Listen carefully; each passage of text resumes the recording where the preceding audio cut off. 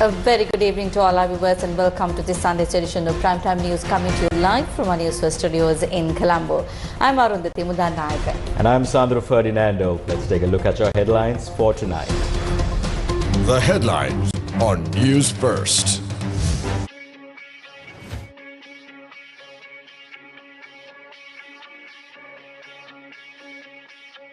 Students allowed to wear protective covers to prevent dengue mosquito bites. Dengue cases surpass 68,000.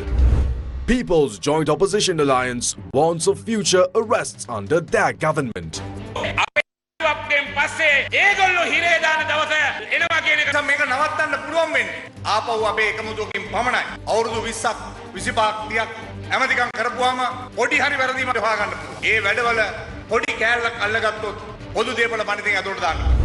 Judicial reforms needed to build corruption-free country, says Professor Pratibha Mahanamaheva.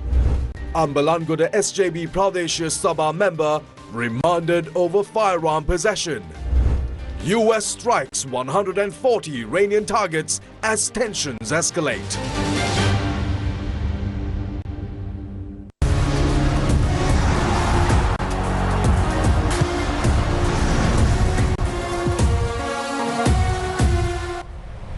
The race for football's biggest prize is heating up as the battle for World Cup glory enters its decisive stages. The quarter-final action of the 2026 FIFA World Cup concluded today, setting the stage for thrilling semi-final clashes. That's right, and we now cross over to Chalini Ratnavira at the Football Corner for the exciting updates on FIFA 2026.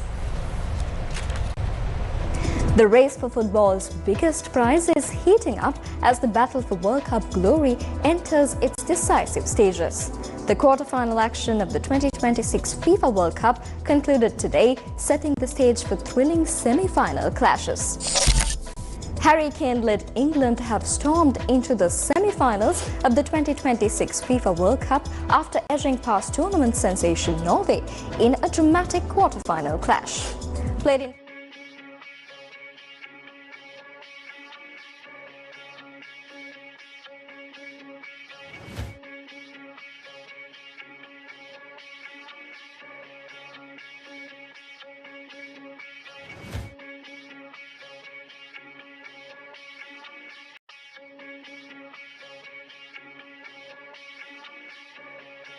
defending champions Argentina have also secured their place in the semi-finals after overcoming Switzerland in a hard-fought quarter-final battle.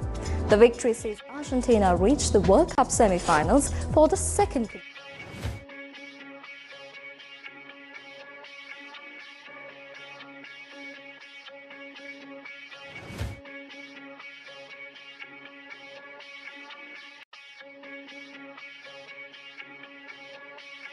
Julian Alvarez and Alexis McAllister scored for Argentina as they continued their quest to retain the world title. With Argentina's triumph, the quarter-final stage of the 2026 FIFA World Cup has now come to an end, with the semi-finals set to begin on the 15th of July. Sri Lanka's license to broadcast rights for the 2026 FIFA World Cup are held by the Maharaja Media Network, with all matches available live on Sirasa TV and TV1 as the race for football's biggest prize gathers pace.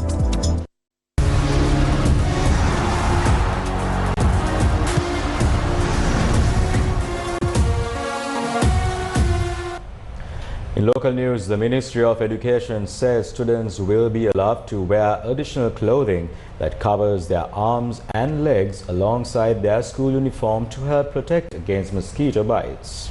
Ministry Secretary Lanka said all school principals have been informed of the decision, which is taken in view of the prevailing dengue risk across the country. The Ministry of Education says students will be allowed to wear suitable additional clothing that covers their arms and legs along with their school uniform as a measure to protect them from dengue mosquito bites. Secretary to the Ministry of Education, Nalaka Kalueva, said school principals have been instructed to continue special cleaning programs aimed at eliminating mosquito breeding sites in all government and government-approved private schools with the participation of parents and past pupils. Meanwhile, a special dengue prevention program was carried out today targeting 2 schools in the Galtalav area of Kantale. The program was conducted with the support of community-based organizations and parents of students, highlighting the importance of community involvement in dengue control efforts. Meanwhile, the National Dengue Control Unit says a special mosquito control program covering 60 high-risk dengue zones will commence tomorrow. The program will include 23 high-risk dengue zones in the Western Province. Dengue prevention activities have already been underway in these 23 zones since last Sunday under the coordination of the Clean Sri Lanka initiative on behalf of the Presidential Secretariat. Meanwhile, a dengue prevention program was conducted today in Dodangoda Kalutara under the leadership of several state institutions. The program was supported by the Dodangoda Police and members of public safety committees. The initiative included removing waste, advising residents to properly clean areas where dengue mosquitoes could breed, and issuing red notices to those maintaining mosquito breeding sites. Dengue cases are particularly prevalent in urban and semi-urban areas. If we maintain a clean environment, we can overcome this challenge. We have observed that partially constructed houses and buildings are among the places where thousands of mosquito larvae breed. If such locations exist within an area, they can become a major issue. Therefore, we need to pay attention to all these factors. Discussions are currently underway to reassess areas such as the construction and housing sectors and introduce necessary policy decisions to address these concerns. Watch the FIFA World Cup live, where the best football teams in the world compete. Live matches, Rewind TV, highlights, reels. Watch it all for free. Download the Pure mobile app now. Watch the FIFA World Cup live, where the best football teams in the world compete. Live matches, Rewind TV, highlights, reels.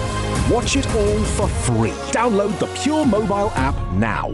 Join us on 16th July at AHRP. Marks 25 years of shaping the future of work and organizations in Sri Lanka. As we celebrate this milestone at Cinnamon Life City of Dreams, we honor a legacy of leadership while looking ahead to the next chapter of the HR profession in Sri Lanka. Welcome back. Continuing with more local news. The People's Joint Opposition has warned that if its members are imprisoned, those responsible will face the same fate under a government led by them in the future. Now, why did the groups that had remained divided against the present government decide to come together on a single platform? Members of the People's Joint Opposition explained the reasons behind their decision at a media briefing held in Kurunegala today.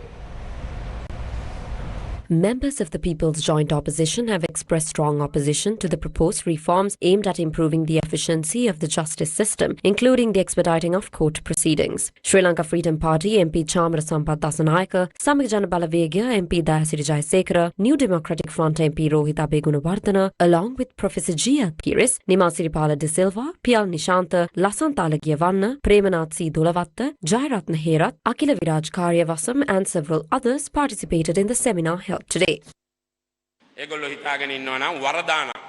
If they think they can imprison us by offering bribes and granting positions, let me put this on record. After 2 years, when we establish our government, the day will come when all those cases will be reopened and those responsible will be sent to prison. If judges and officials appointed through bribery conduct such trials and imprison us, are those decisions valid? Professor G.L. Piris, who has even taught judges, and Dayasiri Jayasekara, has said that such actions are not valid. So be prepared for that. The era of appointing people through bribes and using them to imprison others is over. From this platform, we say this clearly. Join us. If we need to create a president, we will do so. But the person chosen must not come forward saying, I should be the president this time and everyone must unite behind me. Do not join with people who think that way. The day when we unite to rebuild this country, remove this government and send them home is approaching. We must prepare for that.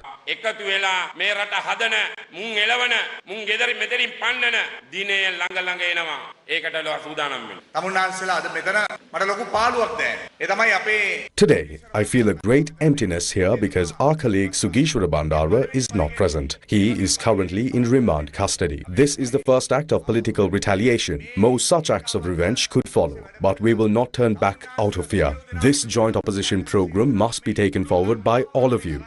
not only across the Kurunegala district but throughout the entire country. We will work towards creating a platform where everyone can unite and establish a government of our own. No one can escape this situation. Instead of individual attempts to gain power, we must move towards a place where all of us work together collectively. This can only be stopped through our unity. Not only the members of the joint opposition, but all political parties in the country, including the Samagi Jana Balavegya, Samagi Jana Sandhanaya, the Sri Lanka Podu Jana Perumana, must come together. If someone has served as a minister for 20, 25 or 30 years, it is possible to find some minor mistakes and imprison them under the Public Property Act. Everyone here is not a thief. These are people who have worked for the country. But if a small part of their work is targeted, they can be prosecuted under such laws. This is not only about the joint opposition. We will bring together all political parties and the people of this country and take to the streets against this action. From Kurunegala, we want to remind Anura Disanaika,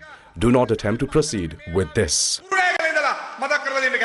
මේ කරන්න ලෑස්ති වෙන්න එපා අනුර සානපත්. අපි ඒකාබද්ධ විපක්ෂයක් නිර්මාණය කරේ. මේ රටේ මේ මර්ධනයේට, ඒ වගේම මේ ගෙනියන වැඩපිළිවෙලට, ඒකාධිපති වියරුවට. We created this joint opposition to rise against the suppression taking place in this country. The program being carried out and what we see as authoritarian tendencies. The second anniversary of the government is approaching. Professor G.L. Pires, the second anniversary on the 21st of September is coming, when you celebrate 2 years in office on the 21st of September. We ask the government to measure your performance and look back at whether the same group that was there when you brought the NPP into power is still with you today. We deliver this message from historic Kurunegala. All those who voted for the NPP will join the camp we are building as the joint opposition.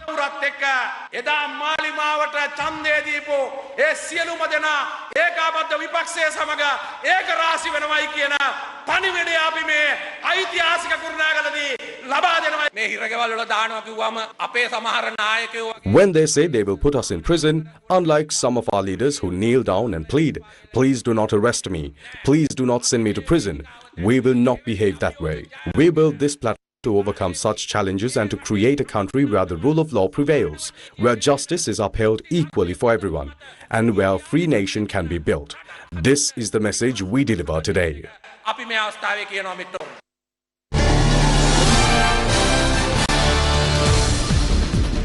Meanwhile, attention also turned to ongoing legal cases and arrests during the opening of the Sri Lanka Podujana Peremuna's main office in Mahara. The new office was opened with the participation of parliamentarian D.V. Chanaka, former Minister Johnston Fernando, former Deputy Minister Indika Anuruddha and several others. Politicians are now being arrested. What are they trying to do? They are staging media shows based on false allegations. They are attempting to suppress and intimidate us. But we, as the SLPP, will never step back. We will not retreat under any circumstances. My message to the President and the government is that they cannot weaken the Pohottua by suppressing us or trying to frighten us.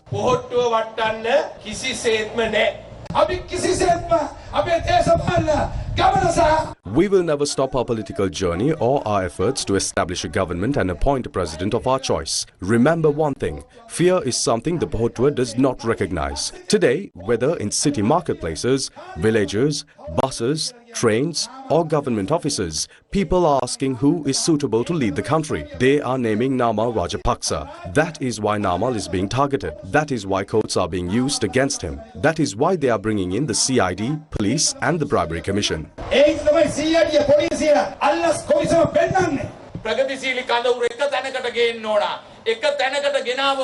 The progressive forces must be brought together under one platform. Only by uniting can we give this government a strong challenge at the next election, defeat this government and create a country where people can breathe freely. Today we say we will unite to remove them. Tomorrow we say we are ready to unite to remove them. Therefore, in this struggle to defeat them, we need a leader, someone who can guide this movement forward, someone with the vision and credibility to build a better future. We believe all the forces must unite around Namal Rajapaksa in the future.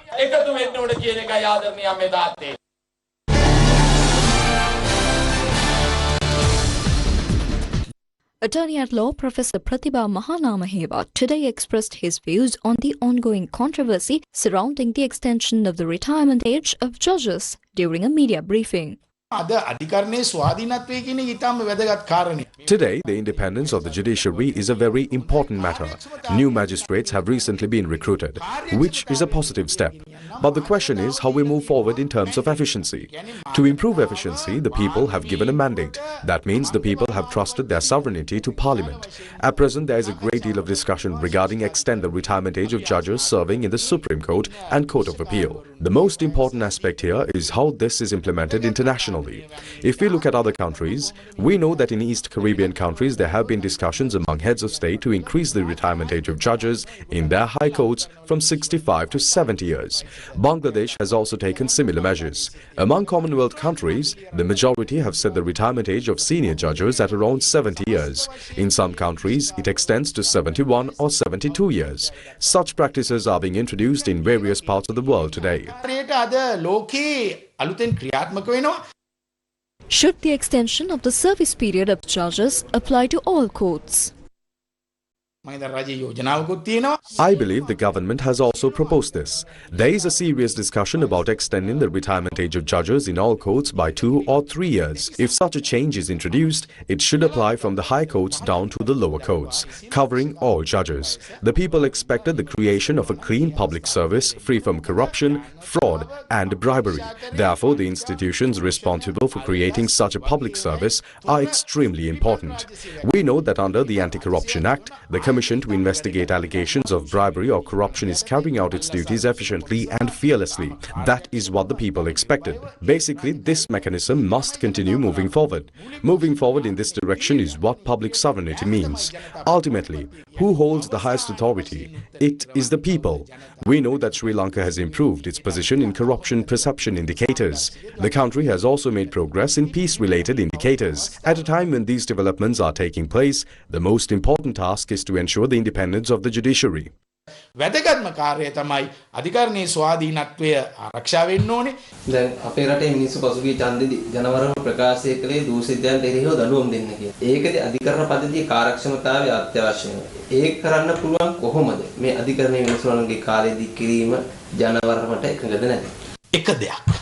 ඒ දෙක තමයි වංචාවෙන් තොර දූෂණයෙන්. One thing must be ensured. A state free from fraud and corruption must be created. When a state free from corruption is established, economic issues can also be resolved naturally. In achieving this, one of the most important tasks is ensuring that court cases are resolved quickly. This is something the people expected. In some countries, there are systems where cases are heard continuously from morning until night. Those systems have been developed accordingly. In such situations, the knowledge and experience of judges become extremely important. වගේ දැනුම පරිණතභාවය ඉතාම වැදගත් වෙනවා. ඒ වගේම දැන් මේ මිනිසුරු ගණන්ගේ කාලය ගැන එළි විවේචන දේශපාලඥයෝ බහුතරයක් කරනවා. නමුත් මේ බහුතරයේ මේ නඩු තියෙන දේශපාලඥයෝ තමයි මේක කරන්නේ. මේ ආකාරයෙන් අදහස් පළ කිරීම ගැන ඔබතුමාගේ අදහස. ඇත්තටම බලන්න ඕනේ ජන We must really look at where the people stand on this matter. Public trust is extremely important. Along with that trust, people believe that there should be mechanisms to prevent corruption, introduce necessary legal reforms and resolve economic challenges. Therefore, that is the direction we must focus on. ඒව සඳහා අවශ්‍ය යාන්ත්‍රණයක් තියෙනවා. ඒ නිසා ඒ දෙස තමයි අපි බලන්න ඕනේ.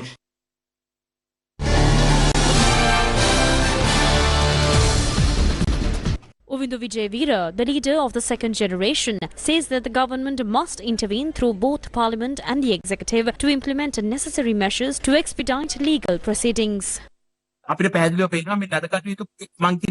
Necessary measures must be implemented to expedite legal proceedings. We clearly believe that many of the issues within the court system can be addressed by making the judicial process faster and more efficient. For that, reforms are essential. The existing traditional procedures, which have become extremely slow and outdated, must be replaced with a more efficient and accelerated legal system. We believe the necessary steps to achieve this must be introduced through both Parliament and the Executive.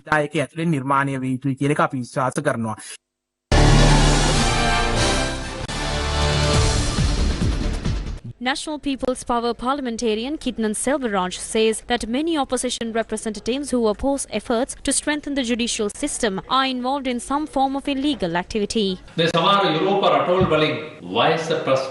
Some European countries do not impose an age limit, allowing Supreme Court judges to continue serving as long as they are capable. Based on that, a decision was taken in Sri Lanka as well to create an environment where Supreme Court judges can continue their service. When steps are being taken to strengthen the judiciary, What is the opposition saying? They are creating a narrative that removing the age limit for Supreme Court judges is an attempt to destroy the legal system. They are afraid. They are expressing concerns because they know what lies ahead. Many opposition representatives are individuals who are linked to corruption, fraud, theft, drug trafficking and underworld activities. They fear that as the legal process moves forward, it may eventually reach them. That is why they are making such statements to mislead the public. ජනතාව නොමග එවන්න තමයි විපක්ෂයේ මේ ජාති කතාව කියන්නේ. Also in local news, Amita Chaturanga, also known as Batapula Nidane Chutte, a Samagi Jana Balawegya member of the Ambalangoda Pradesh Sabha, who was arrested for the illegal possession of a firearm, has been remanded until tomorrow. Now, he was remanded after being produced before the Balapitiya Magistrates Court today. Chaturanga was arrested last evening with an unlicensed repeater-type firearm found in his possession. The raid was carried out by officers of the Galle District Crime Investigation Division.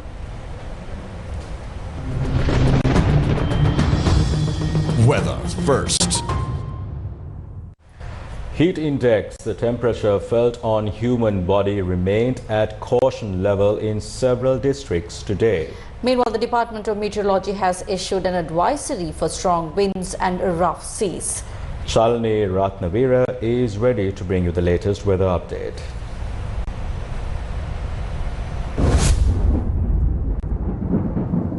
The Met Department issued a warm weather advisory for Mullaitivu, Vavuniya, Batticaloa, Ampara, Trincomalee and Monaragalu districts. Accordingly, the heat index or the temperature felt on human body is likely to increase up to caution level in those areas. If you are working outdoors, make sure to consume plenty of water. Take breaks in the shade as often as possible. Check up on the elderly and the sick and never leave children unattended. Wear lightweight and white or light-colored clothing outdoors. Now, the Department of Meteorology states that following these measures can help reduce the effects of hot weather on the body. Meanwhile, an advisory for strong winds and rough seas has also been issued. The sea areas off the coasts extending from Mathura to Pothuwil via Hambantota and from Chilla to Kankasanture via Putlam will be rough at times with strong gusty winds up to 50 to 60 km per hour.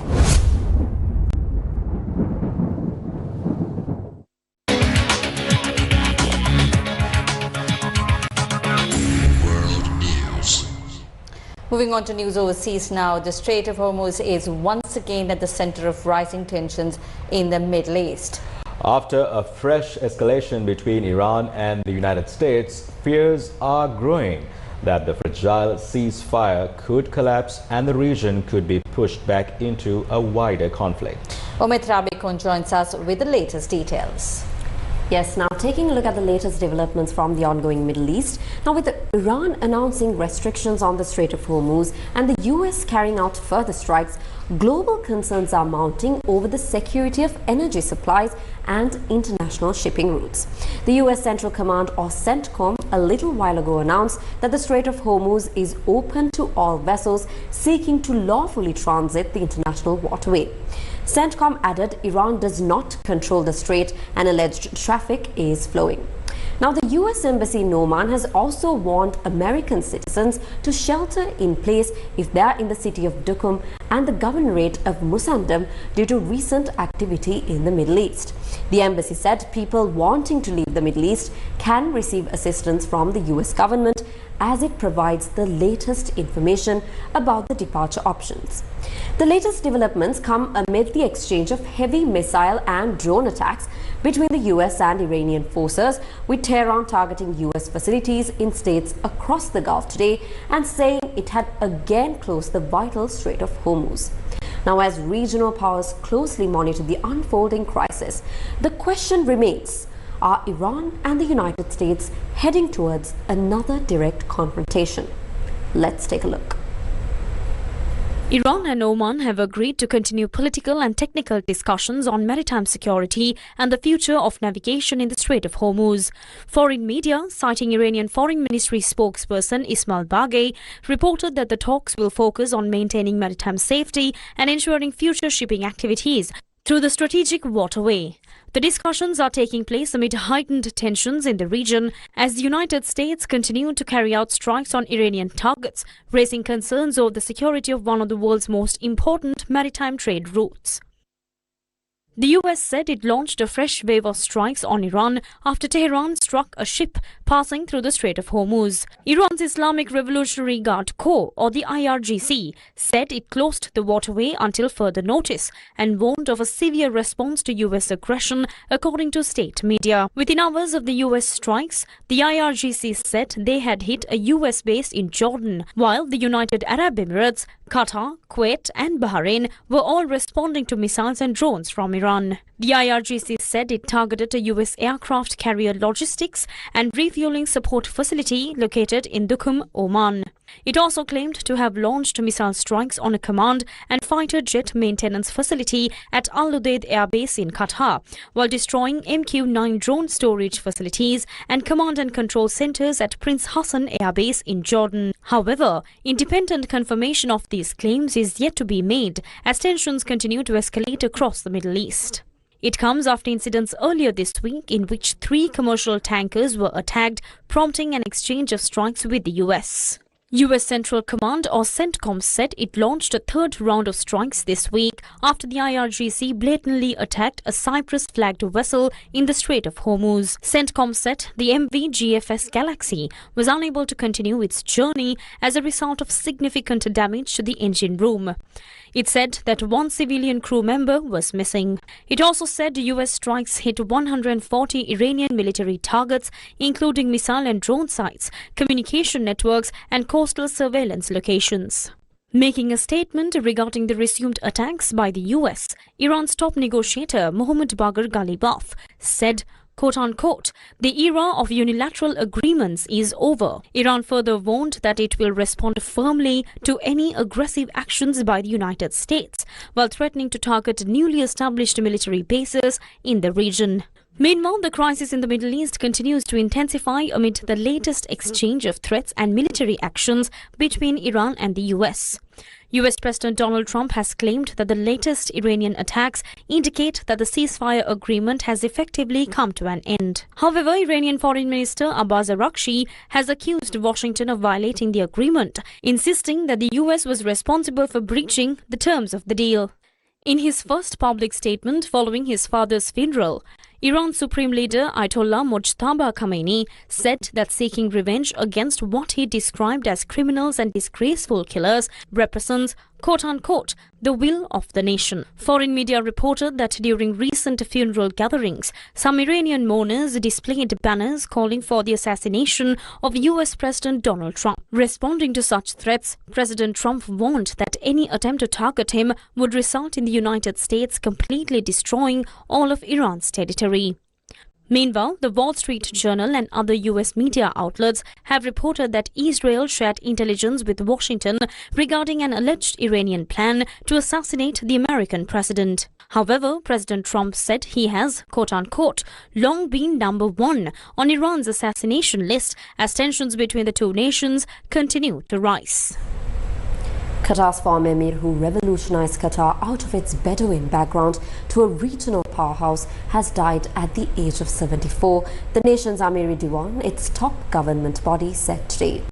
In a statement carried by the Qatar's news agency, the Amiri Diwan said former Emir Sheikh Hamad bin Khalifa Al Thani had made enduring contributions to the service of Qatar and the Arab and Islamic worlds.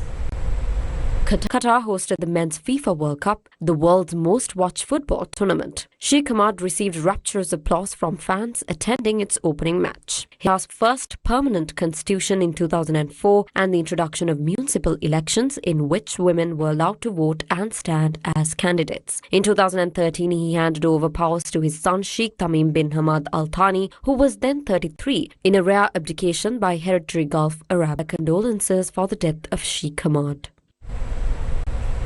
Now shifting our attentions towards China, a powerful typhoon has made landfall in China, the second to hit the country in a week, with nearly 2 million people evacuated from areas in the path of the storm. Bavi had weakened by today morning to a tropical storm as it pushed inland. But forecasters warn that the France-sized storm system could unleash prolonged and widespread rain across eastern and northern China in the coming days. Typhoon Bavi, which spans 1,000 kilometers at its widest point, first came ashore in the coastal city of Taizhou last evening before making a second landfall in Wenzhou around midnight. After pummeling a chain of remote Japanese islands, it brought heavy rainfall to Taiwan as it brushed past its northern tip. Earlier, landslides triggered by the storm killed at least 17 people in the Philippines. Though it has weakened to a severe tropical storm, it still presents a risk because of the huge volume of moisture within its rain bands. The storm is expected to gradually diminish in its intensity as it moves northwest. As of last afternoon, Zhejiang province had relocated over 2.21 million people and opened 19,000 emergency shelters in response to the typhoon. The province-wide evacuation focused on high-risk areas, including construction sites near mountains and waterways, hazardous chemical plants, and surrounding low-lying neighborhoods. Meanwhile, another typhoon named Maisuk has made landfall in southern China. Around 900 snakes, many of them venomous, are on the loose after the typhoon swept through the region, causing flooding that has so far killed 39 people. Chinese state media further reported that one woman had died after being bitten by a snake, possibly a cobra, suspected to have escaped one of the flooded reptile farms in the area. Local authorities said around 800 to 900 snakes escaped from the flooded farm, prompting an emergency response and public safety warnings. Videos shared by Chinese state media showed snakes being swept away by flood waters, including one cobra raising its head above the fast-moving current.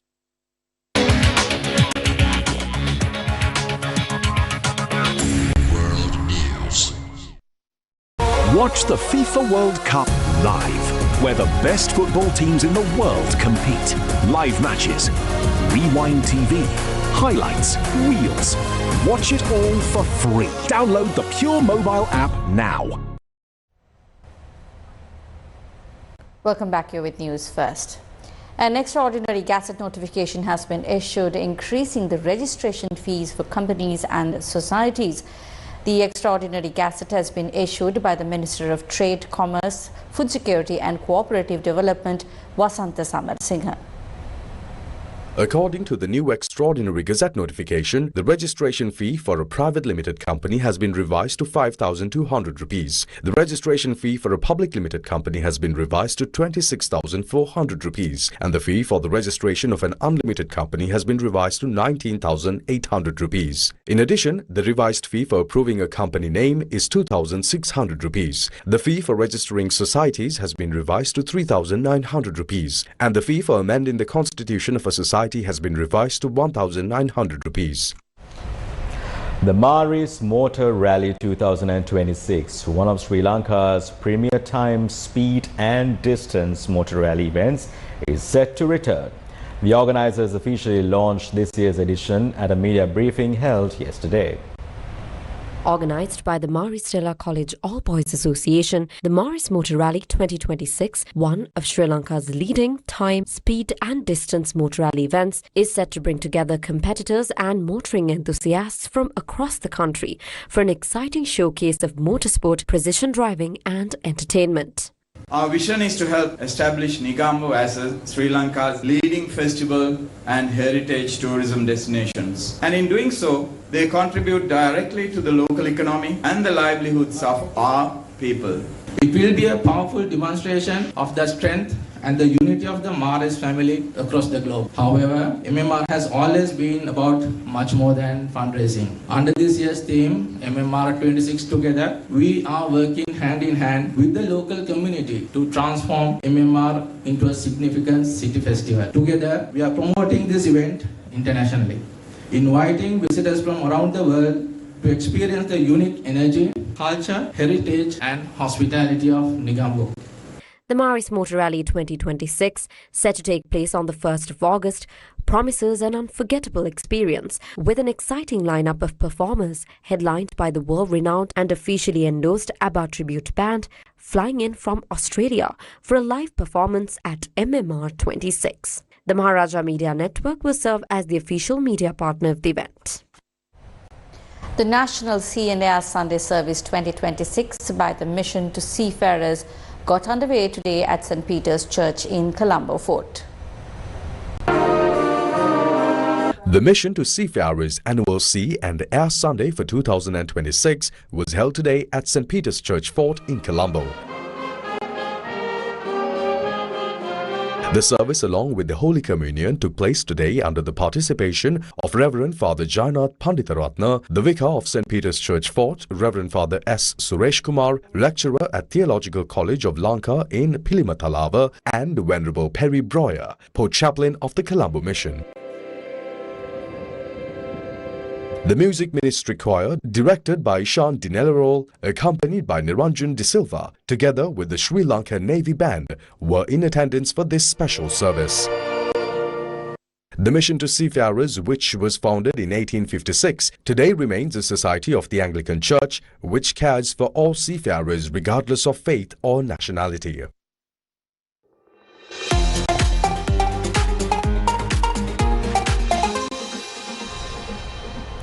Sri Lankan cyclist Chamira Vijayabandara has secured victory in this year's Race Across Sri Lanka cycling tour. The first stage of Race Across Sri Lanka, the cycling tour organized by Spinner Cycling Events, got underway yesterday from Colombo to Alla. The second stage commenced today from Alla, with riders covering the route from Alla to Arugambe. A total of 40 cyclists representing 6 countries participated in this year's race, which covered an overall distance of 340 kilometers. Sri Lanka's Chamira Vijayabandara emerged as the overall winner, completing the race in 11 hours, 40 minutes and 30 seconds. Fellow Sri Lankan cyclist Mithun Liyanage secured second place, while Abdul Basit, also from Sri Lanka, finished third. The women's category was won by England's Maureen Enderby. What cycling tourism is bringing to Arugambe is a brand new market. Sometimes these cyclists who are CEOs of companies, who are entrepreneurs, professionals, they don't even come to these markets. So it's showing Sri Lanka to the world from a very different perspective. As a country, we are dreaming of higher tourism numbers. But what we really need is quality tourism. Tourism that comes and stays longer and spends more and potentially invests in this country. So cycling tourism, active sports tourism is able to bring that type of market to Sri Lanka. For Sri Lanka in these areas of swimming, cycling, running, endurance events such as triathlons. So this is what Colombo and the rest of the country can offer to the world. So today we have participants from Sri Lanka, from overseas, and all of them are seeing this country from a brand new perspective. So let's see, all of this will add up and help Sri Lanka take its message to the world. Go Miles 2026, the annual IIT road race, took place this morning from Colombo 6. Go Miles 2026, the annual IIT road race organized by Informatics Institute of Technology under their flagship initiative Sports for Humanity, got underway in Colombo this morning. The event brought together a diverse group of participants including IT students and staff, invited students from state universities, members of the Sri Lanka Police, the Sri Lanka Special Task Force, the Ministerial Security Division and also the President's Security Division. So we had this road race under the philosophy, actually I would say it's a philosophy of sports for humanity. So we want to take this message to the entire society, this philosophy. So under this philosophy, today we had this race to promote the mental health through sports, how to enhance the mental well-being through the participation of physical activities. That's the message we wanted to deliver through this event. Actually, from media, we invite you all to take this message, how we can improve the mental health participating different physical activities. That's the challenge we have at this point in Sri Lanka and all over the world. So we would like to invite everyone to take this message. The Go Miles 2026 marathon commenced from Ramakrishna Road in Colombo 6 and concluded in Kolpiti, with around 250 participants taking part in the event. Held under the theme Building Healthy Minds Through Active Lives, the annual IT road race aimed to inspire people to run with purpose, not only to compete, but to promote healthier lifestyles and strengthen community engagement through sport.